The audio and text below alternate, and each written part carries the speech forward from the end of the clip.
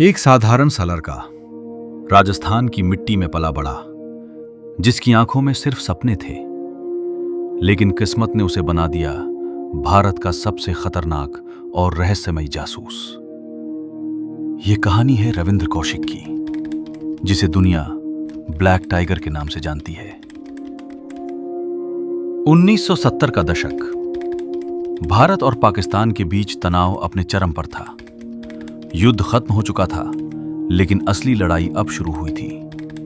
एक ऐसी लड़ाई जो बंदूकों से नहीं, बल्कि दिमाग, हिम्मत और पहचान के खेल से लड़ी जाती है। इसी समय भारत को जरूरत थी ऐसे लोगों की जो दुश्मन के देश में घुसकर उसकी हर चाल को समझ सकें। और यहीं से शुरू होती है रविंद्र कौशिक की असली यात्रा।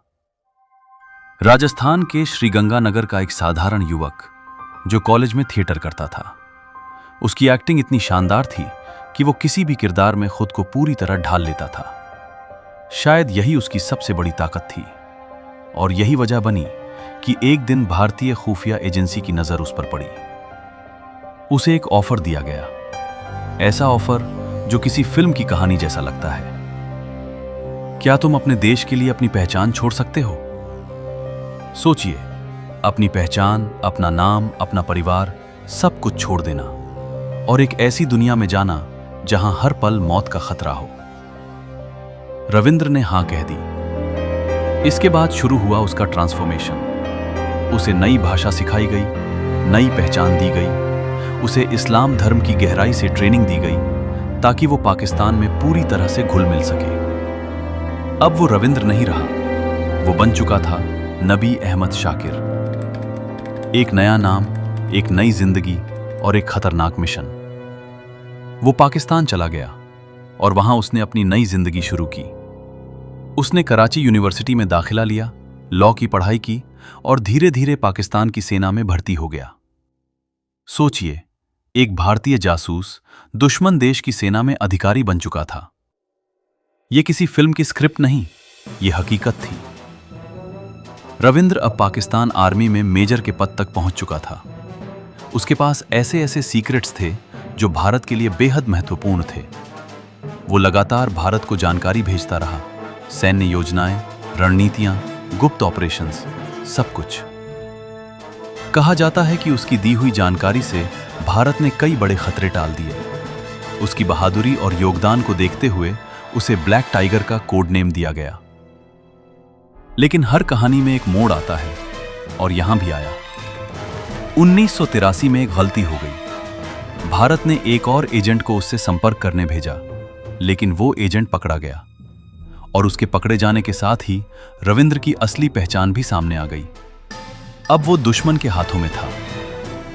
उसके बाद जो हुआ वो किसी भी इंसान के लिए सहना मुश्किल है। उसे गिरफ्तार किया गया और जेल में डाल दिया गया।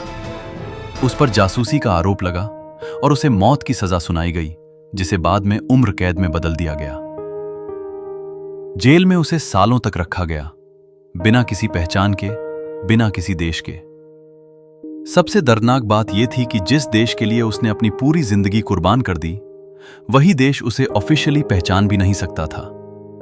क्योंकि जासूसों की दुनिया में अगर तुम पकड़े जाते हो तो तुम्हारा अस्तित्व ही खत्म हो जाता है। रविंद्र कौशिक ने जेल से कई चिट्ठियां लिखी।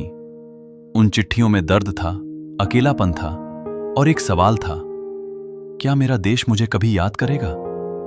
उसने लिखा, अगर मैं अमेरिका में होता तो मुझे हीरो माना जाता, लेकिन भारत में मैं सिर्फ एक गुमनाम इंसान बनकर रह गया हूं। ये शब्द सिर्फ एक जासूस के नहीं थे, ये एक ऐसे इंसान के थे जिसने अपने देश के लिए सब कुछ खो दिया। साल दर साल बीतते गए और रविंद्र पाकिस्तान की जेलों में सड़ता रहा। उसे बीमारी ने घेर लिया, शरीर कमजोर होता गया, लेकिन उसकी कहानी कभी बाहर नहीं आई। 2001 में उसने आखिरी सांस ली। ना कोई सम्मान, ना कोई पहचान, ना कोई विदाई, बस एक खामोश अंत। एक ऐसे हीरो का जिसका नाम इतिहास के पन्नों में भी बहुत कम लिखा गया। लेकिन सवाल आज भी वही है, क्या देश के लिए अपनी पहचान खो देना, अपनी जिंदगी कुर्बान कर देना और अंत में गुमनाम मर जाना, क्या यही एक सच्चे जासूस की किस्मत होती है? रविंद्र कौशिक की कहानी सिर्फ एक जासूस की कहानी नहीं है। ये एक बलिदान है, एक सच्चाई है जो हमें ये सोचने पर मजबूर करती है कि देश की सुरक्षा के पीछे कितनी अनकही कहानियां छुपी होती हैं। आज हम खुले आसमान के नीचे सांस लेते हैं क्योंकि कहीं ना कहीं कोई ब्लैक टाइगर अंधेरे में अपनी पहचान खोकर हमारी सुरक्षा कर रहा होता है, और शायद यही उसकी सबसे बड़ी जीत है। लेकिन दिल के किसी कोने में एक सवाल हमेशा रहेगा, क्या हम अपने असली हीरोज को कभी पहचान पाएंगे? अगर दिल में अपने देश के लिए जरा सा भी सम्मान है तो इस कहानी को जिंदा रखने के लिए अभी लाइक, सब्सक्राइब और शेयर जरूर करो, ताकि हर भारतीय तक हमारे असली हीरोज की ये कहानी पहुंच सके। जय हिंद, जय भारत।